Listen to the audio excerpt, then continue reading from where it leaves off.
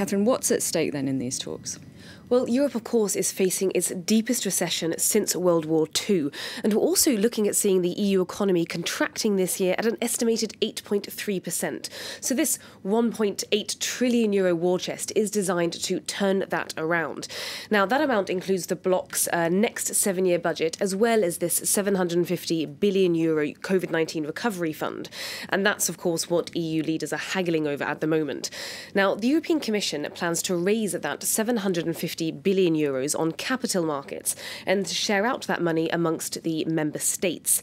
Now, this is the first time that the EU has embarked on a huge joint borrowing plan like this. So it's also being seen as a moment of truth to see how united the Union really is. Now, the European Commission, as a top-rated borrower, can borrow with very low interest rates. Now, this is, of course, advantageous for European countries, as the Commission then lends them this money at exactly the same rate. So for heavily indebted countries like Italy, which have high interest rates, this is a very good deal, and getting that money so cheaply will be crucial for them in reviving their economies. Of course, as you said, at the centre of the debate, there is this issue about how the money will be dispersed, whether it's going to be through loans or through grants.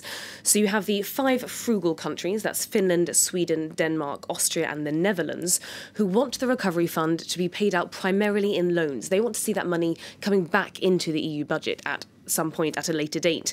Now, early this morning, talks were focused on what proportion of that money should be given out in grants. So the frugals are gunning for about €350 billion to be given out in grants. That's a lot smaller than the original proposition of €500 billion, which was proposed by the Commission at the beginning of these talks.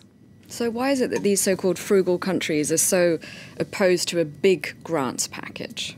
Well, that's simply because they pay more into the EU budget proportionally, and they receive much less coming out of it. So we can take a look at some figures which will show us a rough breakdown of how this recovery fund money could be divided amongst EU nations.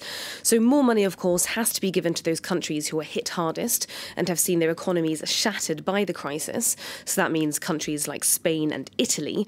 So if we look there, Italy would receive €81.8 billion, while Luxembourg is going to receive just €200 million. Now, the Netherlands, which is the staunchest opponent to the grants, is one of the largest proportional net contributors to the EU budget. And yet, in this breakdown, we can see that the Netherlands would receive €6.8 billion, which is just a fraction of what Italy and Spain would receive. So the frugal nations are reluctant to give out so much money to these southern countries that they don't really trust in managing their spending properly. They consider them a bit profligate. Whereas the other member states think that these are, of course, unprecedented times which call for an unprecedented act of solidarity. And that, of course, means trusting these other countries to use the money how they see fit. All right, thank you very much, Catherine.